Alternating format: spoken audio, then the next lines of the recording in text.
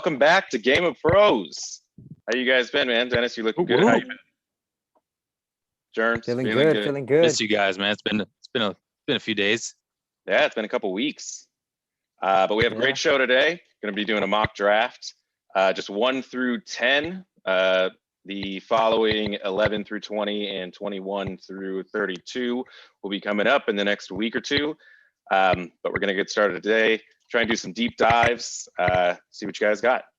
So we already know first overall, I'm assuming, will be Trevor Lawrence, QB from Clemson, going to the Jaguars. Almost a unanimous #1 overall pick.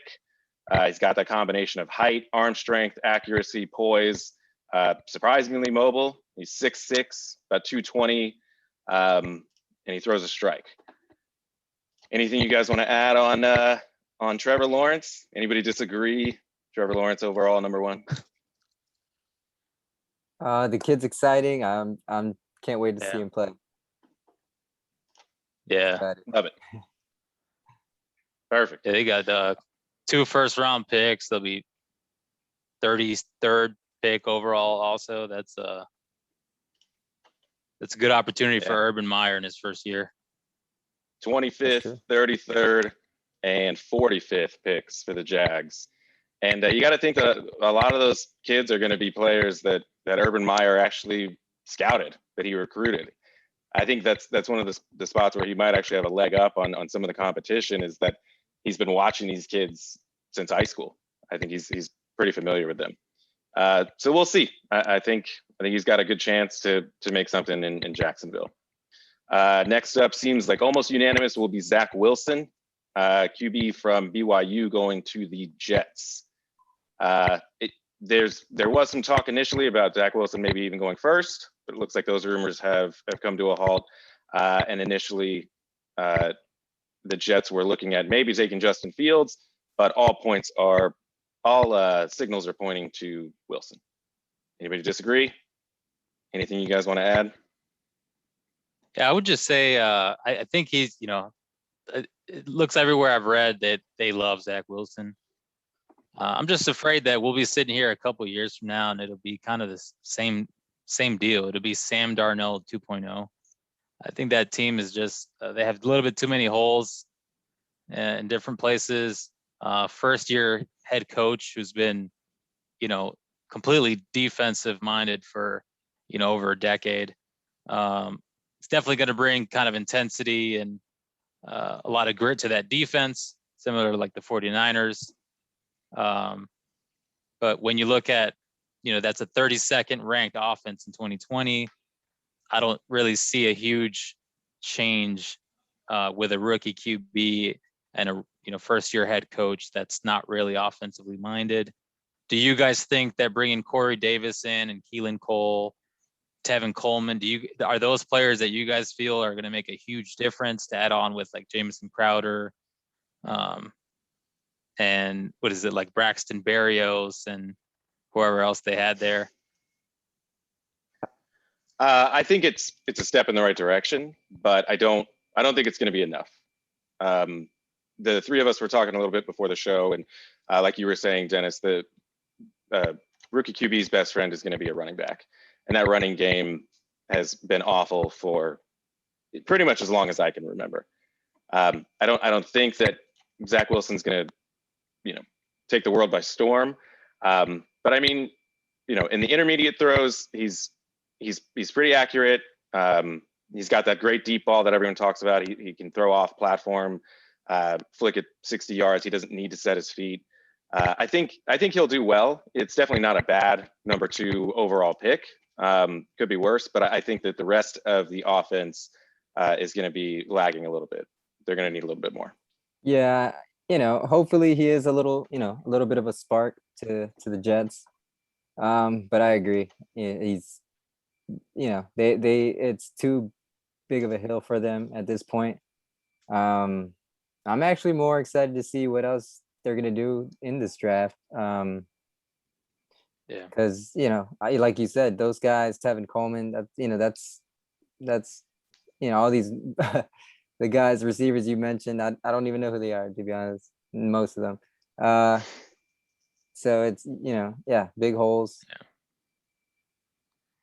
But, Yeah, so they I have like his the swag. Yeah, I like his a swag, and lot I to hope pull he out. has a little bit of a spark. And Germs. looking at his stats, he's consistently gotten better, throughout his So college career. if you're playing GM for the Jets and you get Wilson and you're at pick number 23 and you could fill one of these holes that I'm talking about, or you get a call from like the Browns or something and they say, we'll give you OBJ to add some explosive weapons on offense to help Zach Wilson for that 23rd pick. Are you pulling the trigger? 23rd Bring OBJ pick, back to New York. Nah. Him coming off the injury, it's too much of a risk. I think you could find, there's solid receivers in this draft. If you want to go that way, but I think, they, we were talking earlier, they got bigger holes to fill. With that 23rd pick, I think they could snag, 2 great first round picks. I don't like the OBJ. Nah. But you drafted him in fantasy. There are. Oh yeah.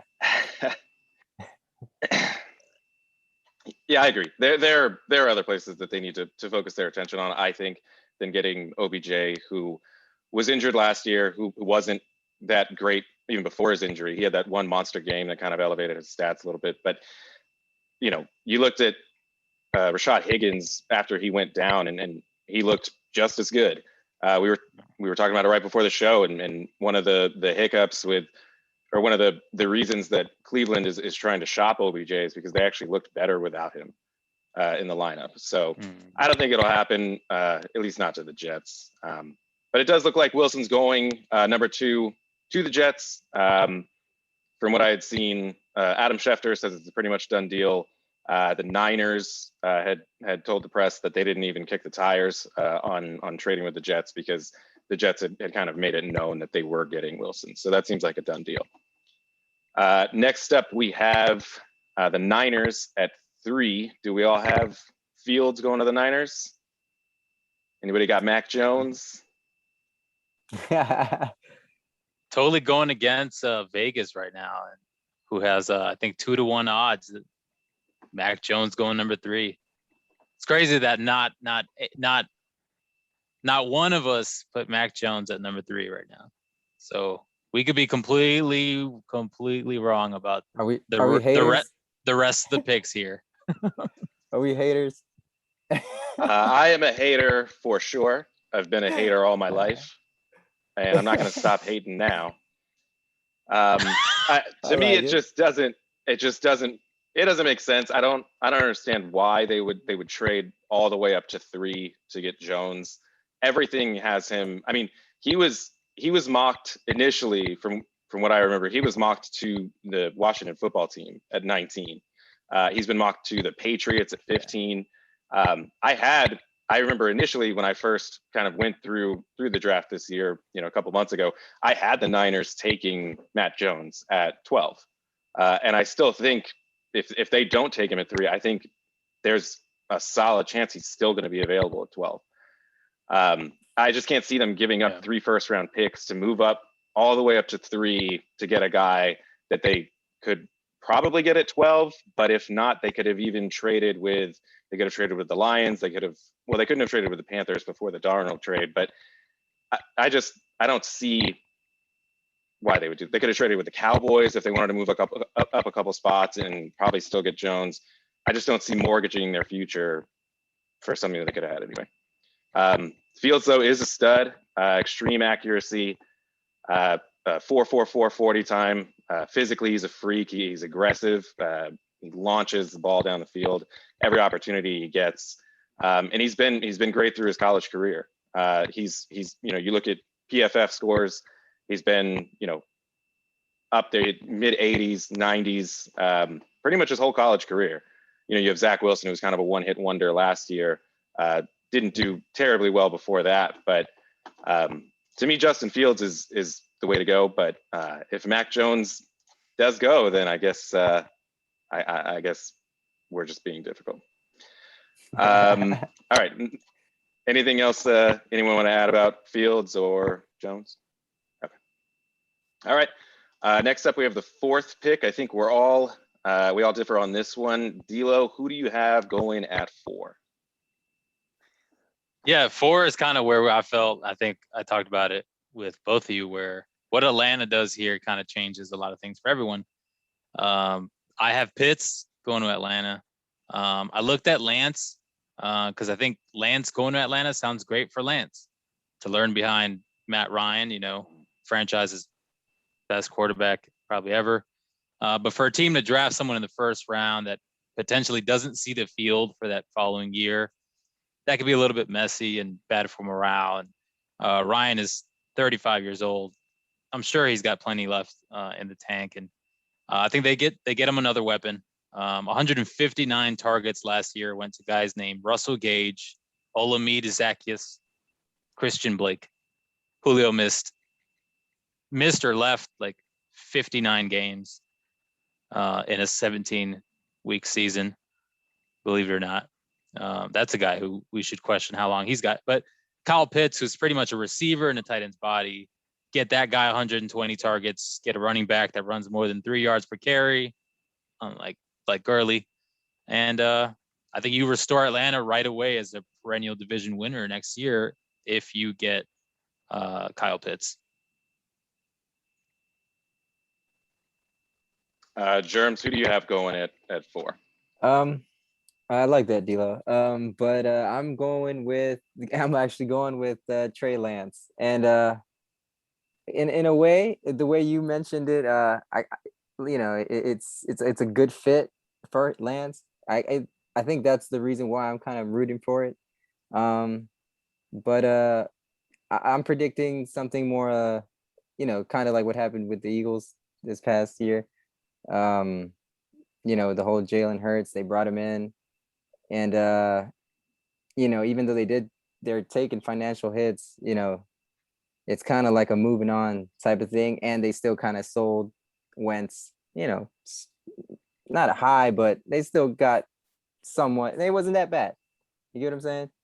Everyone was somewhat happy at then, and it's feeling like something like that is brewing up for Falcons. Ridley looked amazing last year.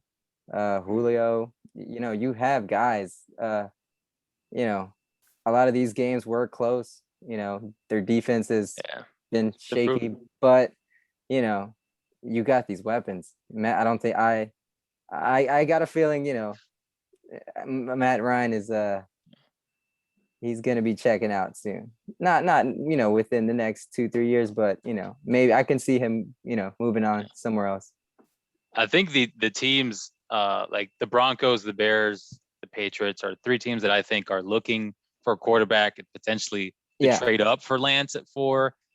In my kind of simulation, I had those teams just betting that they will not take Lance, and then they will start kind of fielding calls to basically who's up a little bit after that, like Lions at 7 or Cowboys at 10.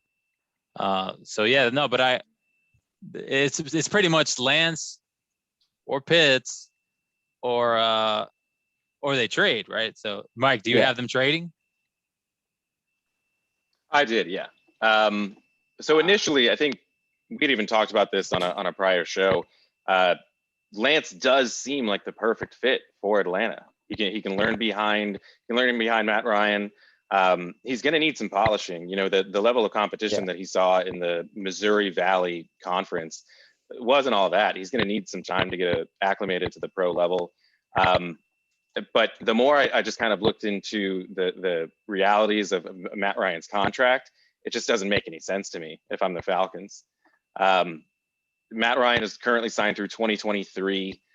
So they have 3 more years left of Matt Ryan. Lance is likely going to sign a 4-year rookie contract. If he's in the first round, they can extend that to 5.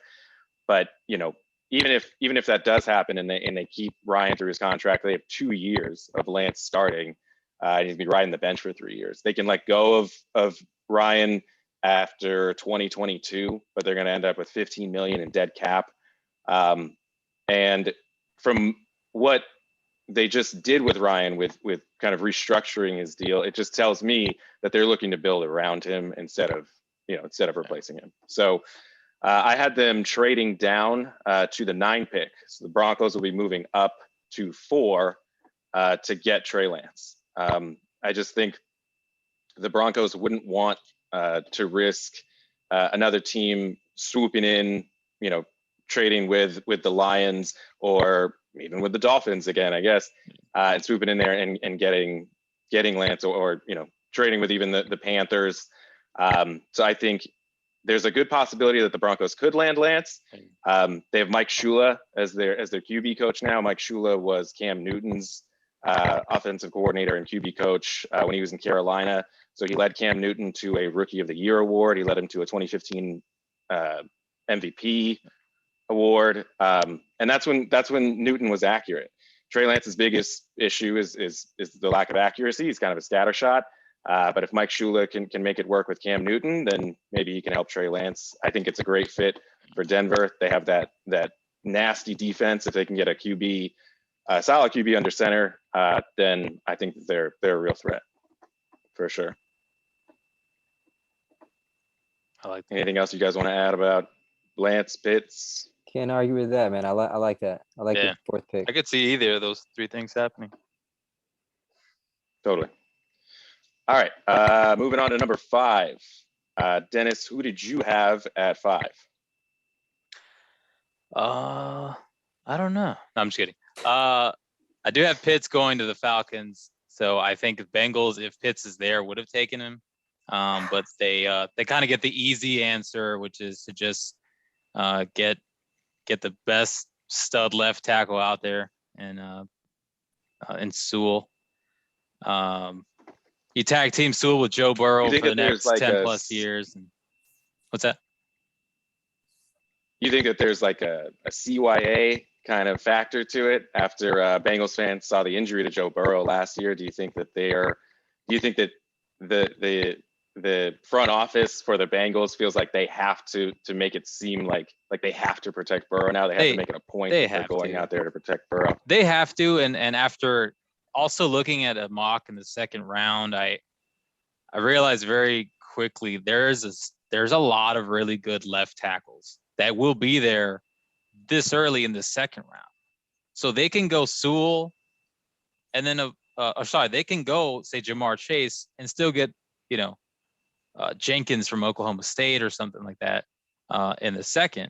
But most likely, and what they should do is get their stud left tackle, pair him up with protect his blind side. But Burrow's a stud, man. This guy is. I'm a huge fan of his, and in my opinion, he was better than Herbert. In the time that we saw, it was just he was getting massacred like every drop back. And he's got T. Higgins, he's got Tyler Boyd, Auden Tate's still young, talented young receivers, and who could forget the great C.J. Uzamu and Drew Sample at tight end. So they'll be fine. Kind of offensively, Burrow was making things happen.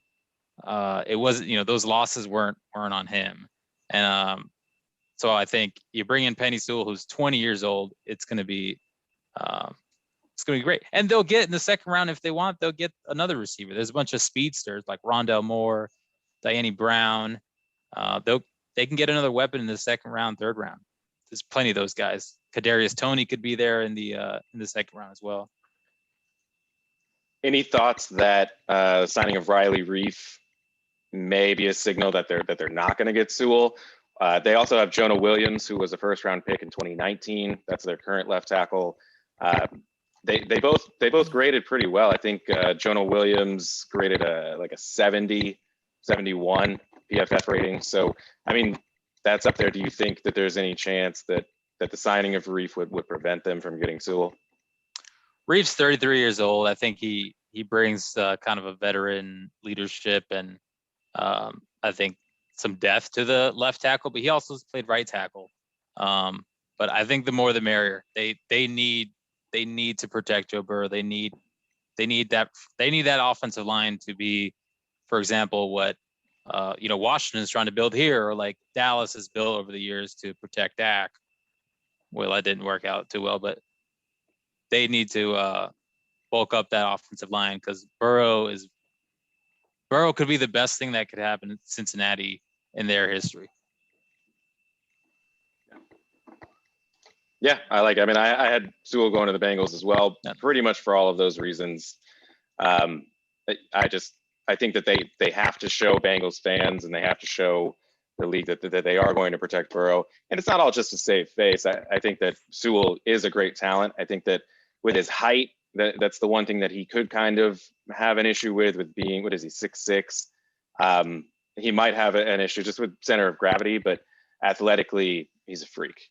Yeah. So yeah, I'm with you. I have Sewell going to the Bengals. Going to Germs, who do 5. you have at 5? At 5, I had Kyle Pitts going to the Bengals. So before the news that came out today that they scooped up Thaddeus Moss to reunite the duo, I thought I had a pretty good argument. And it was that there's a few good linemen in the draft this year, especially at left tackle. And I was thinking, best available player. He's a monster. He's a freak. Yeah. Why not? Yep. Why not? You have a stud quarterback. Why not give him a freaking monster? It'd be a huge upgrade at that position that the Bengals, their tight ends haven't been that great. Right. How dare you smear the name of CJ Uzomah? A little bit of a downside. I don't think he's that great as a run blocker. So, but we'll see. I got to stick with my pick. So yeah, Kyle Pitts to the Bengals at number 5. I like that. I think and if he goes there, anywhere he goes, he's gonna be an immediate star. 100%. I agree. There's not a whole lot to pick on him for. The only thing you could say is his blocking is just okay. Like it's just serviceable. He's not the best blocking tight end out there. Yeah, I wouldn't want him blocking. He's 6'6". He ran like a 4.40. He's a monster. His hands are the size of my head. He looks. I was watching a little bit of tape out there. I even saw he has like a kind of a quick move. He has a move like an edge rusher when he's coming off of his break. He does like that kind of swim move to get past a defender. He does everything well, and physically he is just an animal. I agree. I think anywhere that Pitts goes, he's going to be a star. You really can't go wrong with picking him. I just think for the Bengals in particular, I just think that they're gonna have to protect Burrow. Yeah, that's their future. All right, moving on to the number 6 pick. Number 6 should be the Dolphins, barring any trades. They've already traded up from 12, which they were at because they traded down from 3. Do you guys have the Dolphins making another trade, making it an even 3, or not? Dennis, who do you got at 6? Oh, I'm sorry. I was trying to remember. No, Dennis is distracted. Germs, who you got at 6? Go ahead, Germs. I got Jamar Chase, man. I think he's my receiver number 1. Devontae Parker. They got who else they got there? Will Fuller, right? Will Fuller, Gesicki. They do have Will Fuller. Gaskins. Preston Williams. Yeah. Al Wilson. No, I think he's a star, man. I think he's that playmaker. He's that 50-50. He's not that big. Looking at his stats, he's only 6 foot. But he's a monster. He's ran a 4.38 40. 41 inch vert. He bench pressed 23 reps. He's strong, I've kind of compared him to kind of Amari Cooper or even like a Pierre Garcon. He just looks like he's a baller, like one of those physical guys. Got kind of a Jerry Rice look to him. Yeah, a little bit. Yeah, Des Bryant is a guy he idolizes. Des Bryant, yeah. Yeah. Um, I just want to. Yeah, he's definitely physical. Yeah. I think he had 22 broken tackles in 2019. He's physical right off the line of scrimmage. He has no problem with contact. I think, to me, he's far and away the number one wide receiver in the draft, I think. Yeah, so And I I have think- Chase going in the same spot. Okay. And I just wanted to like mention Miami's like execs and GM or whatever, like they are so good at stockpiling picks. Like they had the third pick, knowing they didn't really need the third pick. They traded back, got a whole bunch more picks. Yeah. And they're still going to That's end up with genius. potentially the best receiver, which is what they would have gotten. They would have wanted the same thing at 3. It's just, yeah, exactly what you said. It's genius. Yeah, totally. We were all screaming at our TVs when they took Ryan Fitzpatrick out, put Tua back in. Everyone's like, "What are you doing?" And they're like, "This is what we're doing." Oh wait, no, they got this pick from Houston. This makes no sense anymore. But Tua's going to be so you guys both had surrounded Chase by going to the Dolphins. Tua's going to be surrounded by all these guys that we're talking about. I mean, it's going to be no reason why you can't get back to 10 wins, or it's going to be it's going to be time to look elsewhere, right? Yeah. Yeah, true. Yeah, Tua has no excuses. I agree. It's really on he's gonna him. be stacked. They should get a tackle in this draft too. I think how many picks do they have? They had like 13. They traded a couple away. They still though they have a lot to work with, and they're already a playoff team. Yeah. So good on the Dolphins.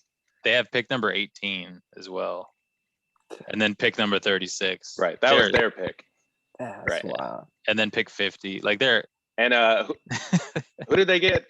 What did they trade for the Houston's future? Was it a Laramie Tunsil or something? I don't know what Houston is doing with their with their team. That's a whole other episode. That is. You guys both had Chase going to the Dolphins. I had Pitts going to Miami. I had Sewell going to the Bengals to protect Burrow. I think we've already said enough about Pitts, but imagining that offense with Pitts or Chase. I mean, Chase could be great too. Yeah. I think Pitts is a can't miss. So yeah. No need to say more about that. Trey Lance. I'm sorry, number 7. Number 7, or it should be the Lions. He's become his own organization. Number 7 should be the right. Number 7, Lions pick, barring any trades. Dennis, what do you have going on at 7? Who are the Lions taking, if they're taking anyone? Yeah, I got them. This is a perfect opportunity, I think, for New England. I was thinking the Bears. The Bears need a quarterback. Bad. But the Lions are not going to help their division rivals. So then I was thinking New England is a perfect opportunity. They have history trading with Detroit. New England has a plethora of assets as well. They've done a bunch of in free agency. They don't really need a lot of kind of draftees. So I think they're going to send a real nice package to the Lions, who have so many holes to fix. The Lions are stockpiling. They got 2 first rounders for the next 3 years. They're going to get another one, or maybe a couple more. And New England's going to come in at the 7th pick and get Trey Lance. This is going to rejuvenate Bill Belichick's next chapter. And they got 1 year with Cam Newton. I think it's kind of another perfect guy for Lance to sit behind. I think you mentioned the Shula aspect in Denver.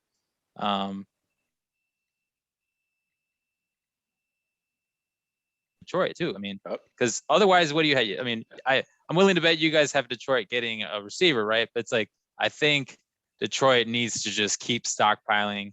And in about 4 years, when Goff is gone, they are going to be, they're going to have just some monster first round talent. Yeah. I mean, I can't argue with that.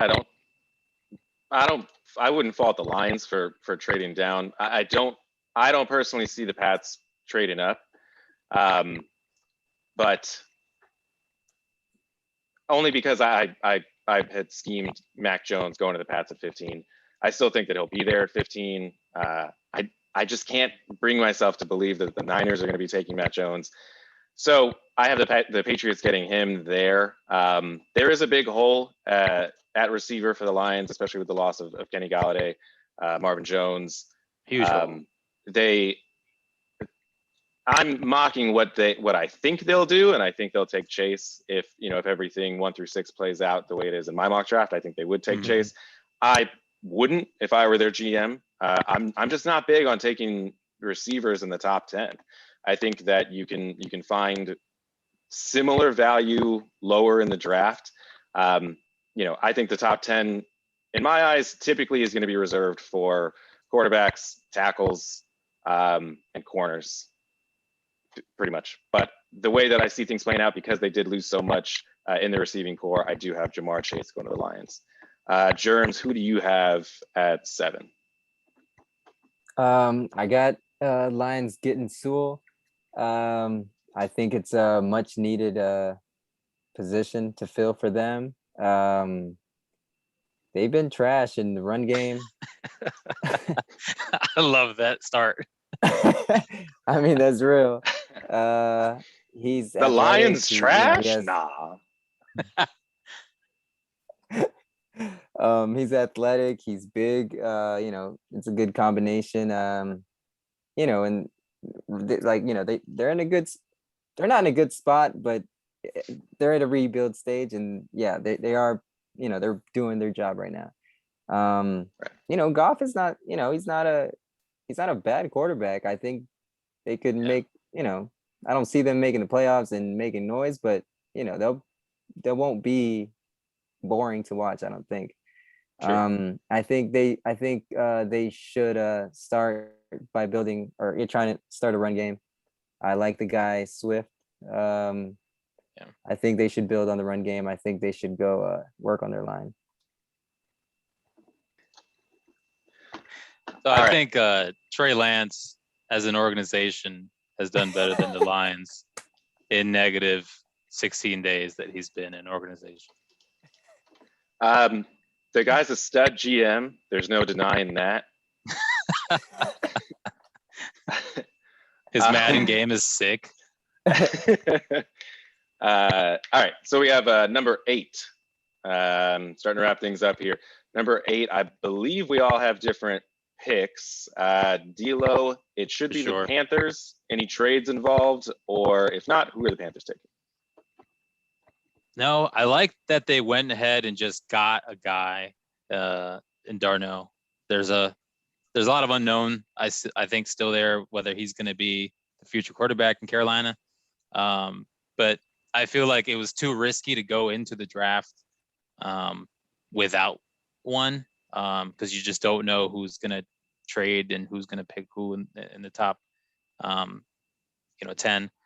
So they've got Darnold, they've got Robbie Anderson, they've got DJ Moore, they got David Moore, who I think is very underestimated. They got him from Seattle, CMC, and then I think they get Jalen Waddle from Alabama. I think he replaces Curtis Samuel as that slot jet guy, and you just surround Sam Darnold with a bunch of weapons. Panthers have been really sneaky this offseason and bringing in a bunch of low-key but solid guys. And I read a tweet that said they're doing a lot of things that are similar to what the Bills did in 2019 before their kind of big resurgence. Just getting a ton of solid key guys at every level. I think we're going to see the Panthers next year not have a lot of weaknesses, and it's just going to be about, can Darnold deliver? They had a great draft last year, getting a very good safety in Jeremy Chin. They've got great defensive line, linebackers. I've seen corner go here, but I think that's a little bit early because there are a few very good corners.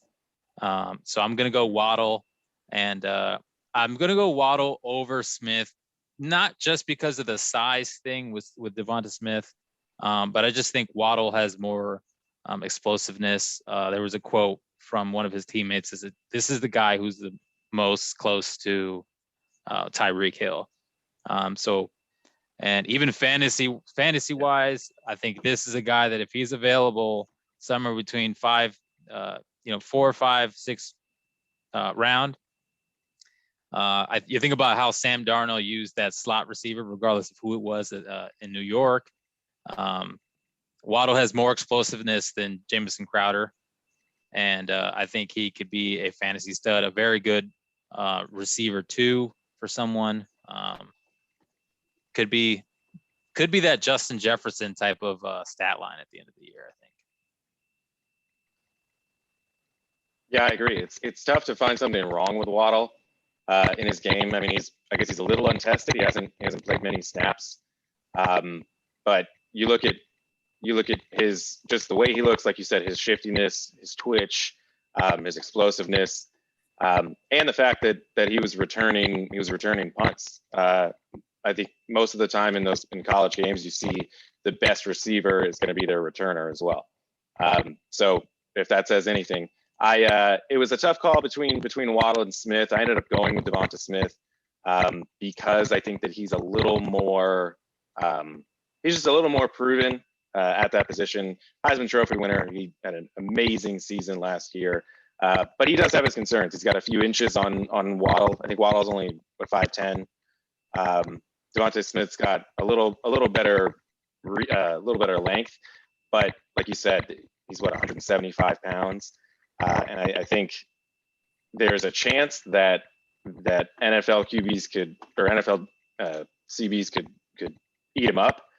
But everything I've seen from college, he's a tough dude. I mean, he gets smacked. You don't see him, slowly getting up off the ground. He hops right up, throws the ball to a ref, says, "Let's go." He's so fluid. He makes hard catches look very easy. Ball skills are unbelievable, super tough. His only knock really is his size. So I'm going to go Devonta Smith over Waddle to the Panthers. Richie Germs, do you also have a receiver? I do not. And I do like your picks, with Samuels leaving, it kind of does leave a little bit of a hole. But the way I was thinking, the Panthers, I mean, their star is CMC. I was looking at the line. This guy, Christian Darrisaw. Darrisaw. Yeah, Yep. He's from Virginia Tech. Man, he's a freaking monster. 6'5", 313, ran a 4.46. That's Jeez. insane. Yeah. Oh yeah, that's insane. Crazy. Yeah. So it's, for screens, things that they like to do, just having those athletic freaking monsters out there. I guess I'd compare him to Trent Williams or Russell, like Okun. I think he just fits. Right. So that's kind of what I was looking replacing at. Okung, right? Didn't Exactly, Okung leave the Panthers this year? So they have a hole on their line. Exactly. So that's, and Darrisaw is a monster. yeah. So that's kind of what I was looking at. But I do like your picks. I do, and but it's I kind of went Chase with my my first receiver. So I don't know. That was my top 10 receiver. So I hope. I like hope. it. I like Darrisaw. I think the only real knock that I've even seen on him is just like attitude. Oh I yeah. mean, the dude is a beast, but it seems like he's totally content with just being the wall, just kind of being there, being in the way and letting the play happen. And a lot of GMs and scouts want to see a guy that wants to take that defender to the ground. They want that aggressiveness. They want that that dominance. And with his skill set, his tools, I think that he could be that. That's really the only knock that I've seen on him. I think Darrisaw would be a great pick. Probably bored of knocking around all these college edge rushers. Right. once he gets one of these, like, once he gets like Chase Young in his face, right, in practice, when he falls to Yeah. number 19. He's a Virginia boy too. I think he's from Virginia. He was born here, went to Virginia Tech. So Is the he? move, yeah. I know So he went to Tech. So North Carolina, it wouldn't be like that, big cultural shock or anything, Yeah, he's definitely, I think, Yeah. him or Slater are in any other draft could be the top left tackles. We're talking perennial top 5 type guy. My only thing is I'm looking at the positional spending for Carolina. Mm-hmm.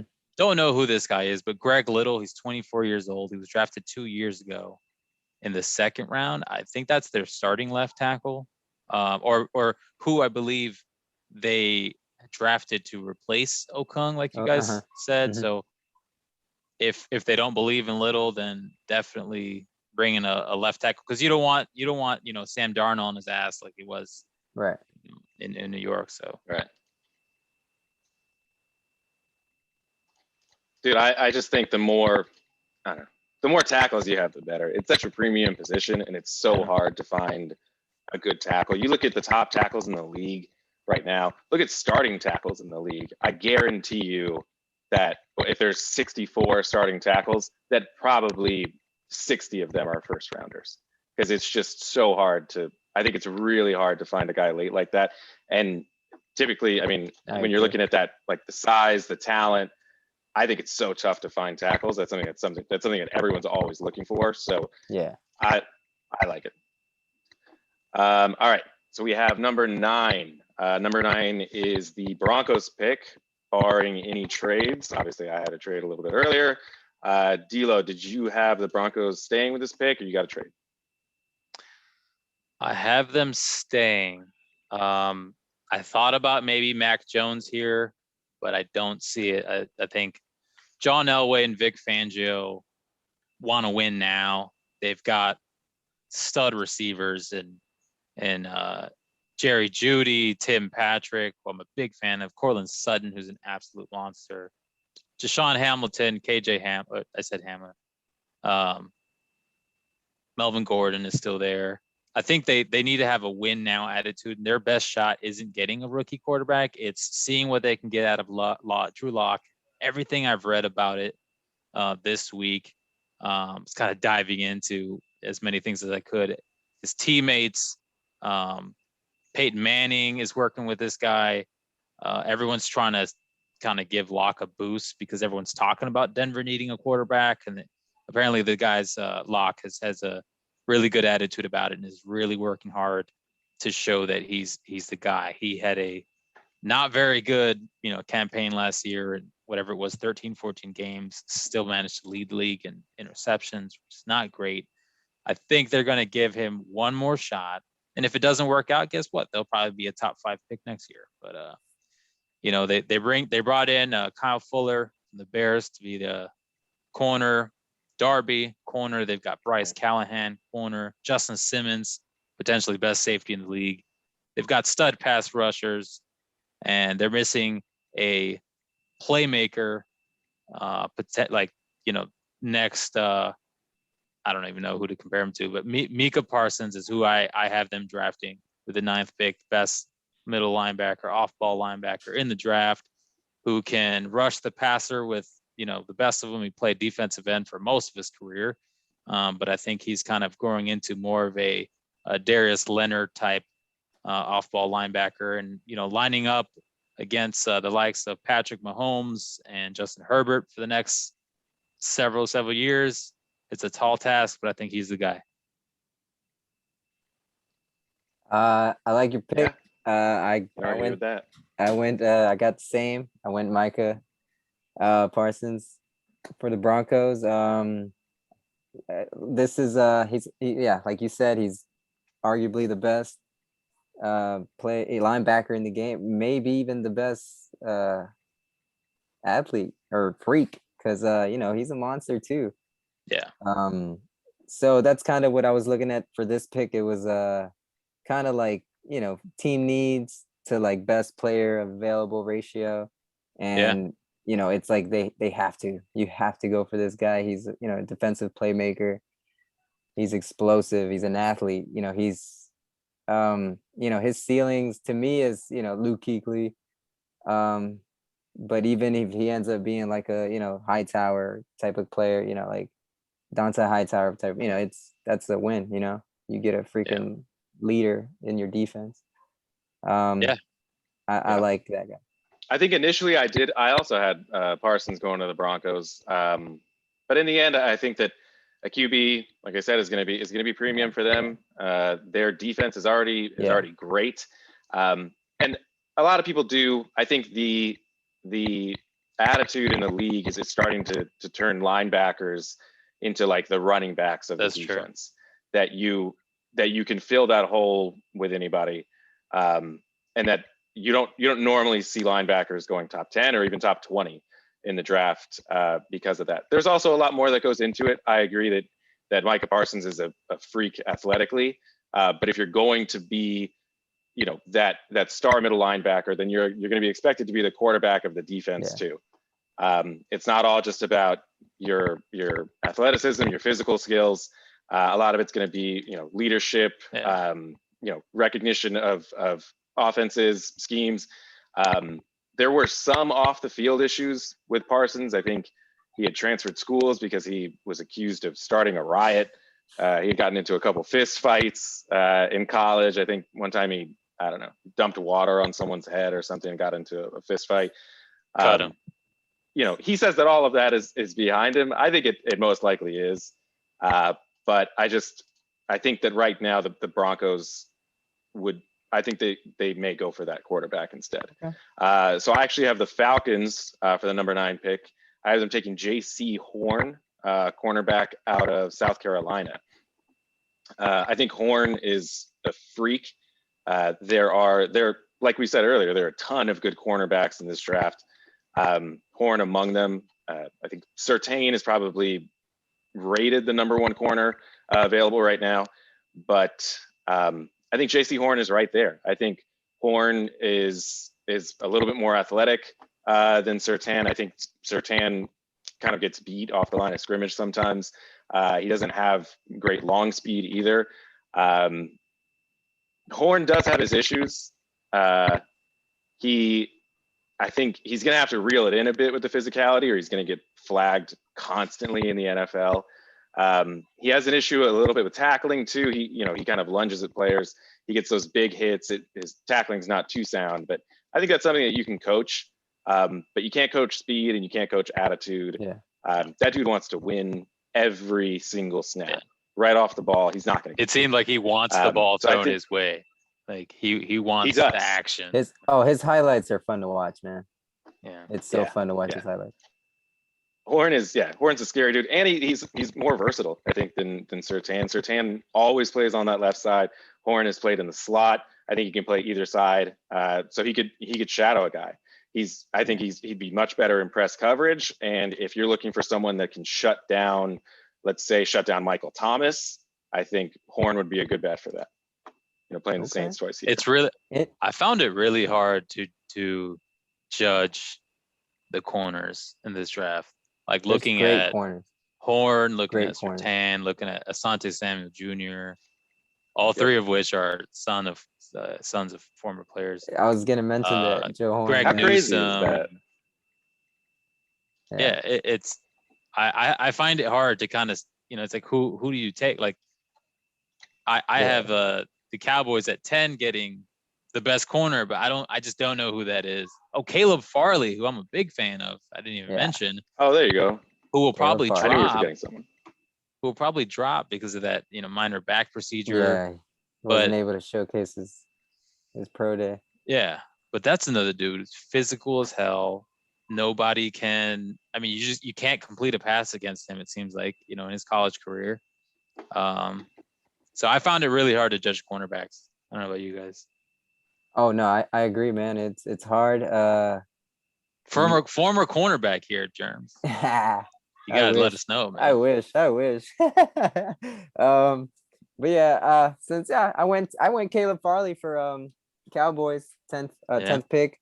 I think it's a position they definitely need help in. And they did make a few moves, right? this offseason. They got that safety, Neal. Keanu Right. Neal, yeah. Yeah. Right. So Uh, if Parsons drops, I have Cowboys getting him. But in my mock, I have Parsons going 9. And then best corner. I have Surtain just because that's who keeps coming up as the best Gotcha. corner. But yeah. I agree with you. Having Farley go there too. But So what I found interesting about Farley is he was a quarterback his whole high school career. So he's just recently started playing cornerback. And his highlight tape is nice to watch too, man. Like he's just a baller. Like he's out there, playing his heart out. And it's just, I think that's probably why Mike probably saw that in Horn, and I definitely saw that in Farley. It's just fun to watch that. It's you see those guys is going out there, doing the that's most. a tough. It's hard to that's a tough It's position. hard to find the holes in either one of them. No, it's the these hardest position corners, on the man. field. These corners are You see Asante Samuel, that dude reminds me of he's kind of got some like Devin Hester like explosiveness on the field. He's a ball hawk. Yeah. He's kind of like his dad, Asante Samuel. You guys remember him with the Patriots? Yeah. And Eagles, I think, for a little bit. Didn't you go to the Eagles for a while? Yeah. So I think at number 10. Sorry. No, go ahead, man. Oh, I was gonna say I was looking at potentially teams. I think the Cowboys are gonna, because you have the 10th pick and there's all these corners. You would think if you're the Cowboys, you're like, well, I'll just trade down and still get a sick corner, right? But I think it's gonna be tough for them to find a good enough package. And I think the teams in my scenario where Mac Jones, or all three of us don't have Mac Jones going in the top 10, I think the teams that want Mac Jones would be the Bears, right? But from picks 10 through 19, none of those teams need a QB except for 19, where potentially, a lot of people want Mac Jones coming to Washington. So I think the Bears don't make that trade to number 10. What do you guys think? Like, could the Bears potentially trade up to number 10? Cowboys get a couple assets and they get Mac Jones at 10? Or they just wait and hope that Washington doesn't get Mac Jones and then they get Mac Jones at 20? Am I getting too ahead of myself? I don't see. No. I don't see the Bears trading down 10. Well, I guess it could happen. If I'm not the Bears GM, I'm probably not trading down 10 picks to get Jones. But again, I'm not huge on Jones. I think that if the Cowboy, one team that you would have to worry about. So in your scenario, you had the Patriots trading down from 7, so that would leave the Broncos at 15. Do you think the Broncos would be a threat to take? I'm sorry, the Lions at 15. Oh, I'm sorry. So you have the Lions at 15, so they wouldn't be taking Jones. But I don't think that I don't see the Bears doing it. I hope to God that Washington doesn't do it. But you never know. I think it would be smart for the Cowboys to at least reach out and kick the tires a little bit, see if they can get some extra draft assets for next year. But I don't even know what it would take. What would you think, like as a draft package, let's say to move from 20 to 10 from the Bears? It wouldn't take much, in my opinion, because if you're the Cowboys and you're looking at J.C. Horn or Surtain or Farley, you could potentially still have one of those guys at 20, right? So if you get the 20th pick and then say next year's, probably not first, next year's second and fourth or something like that, I think if you're the Cowboys, you should do that. Or maybe this year's second round of the Bears or third round. I think you should do it because they do need a corner to go with Trayvon Diggs, and they lost to Wuze, right? So it's Trayvon Diggs, Jordan Lewis, right, They got Keanu Neal. I think if they go back to the 20th pick, the Cowboys, that is, and Horn, Surtain, and Farley, for example, are gone, and Trayvon Moehrig is there, stud safety, maybe that guy, or maybe they take a flyer on Asante Samuel, Greg Newsome. But there's options for them at 20. And then they get more assets. I think the Cowboys should look into that. I would if I'm looking into. The Cowboys need a lot of help on defense. Like I said, if Parsons is there at number 10, I think they could take him. So they could, get another linebacker in the second round or something. I don't know. I think it'll depend on the package, of course, obviously, but I hope. I think don't. I hope let's say the Bears call them. Well, if the Bears call them and that's their only suitor, and it's draft day, and it's there's 2 minutes on the clock, and Cowboys got to make a move. I think they take something like that. But I think for the Cowboys, initially when they're thinking about trading a first round pick, if they're moving down 10 picks, it's going to have to at least be next year's first pick. A first rounder next year, I would think. But just 10 picks is a lot. You saw the Dolphins trade. So they moved up 6 spots, and it was 6 spots for pretty much a first, and I think like a fourth or something like that. But moving up 10 spots, I think the Cowboys are probably going to start the discussions at next year's first. So if you're the Bears and you get your quarterback of the future in Mac Jones, what do you need your next year's first for? Right? I don't know. Bears are in trouble. The quarterback of the future. It's a good argument. It's a good argument because I see what you're saying, D'Lo. Because it was hard to pick the best corner, in my opinion, because that's what I was going for at my 10th pick. So I do get what you're saying, where you do have the options. There is a few options, but damn, going down 10 picks is a lot. And they have a lot of holes on defense. Type of insurance, right? Some type of insurance that's not gonna be 2 years of bad drafts. Right. Yeah. And I like what you're saying, Dennis, about the all the holes. Because if they can't get a corner at 20, then maybe they get the best safety. Maybe they get a stud linebacker. There's a lot of holes to fill. So that's true. I like it. We'll see. I'm excited for this draft, man. Yeah, same. Can't argue with that at number 10. Just wanted to thank you guys for jumping on, doing this 1 through 10 mock draft. We will have the following picks. So we'll have 11 through 20 probably coming out next week, and then we will wrap up with 21 through 32. We'll definitely have everything out by draft day, and we'll probably drop a couple things between now and then. So don't forget to like and subscribe, guys, and I'll see you next time. All right.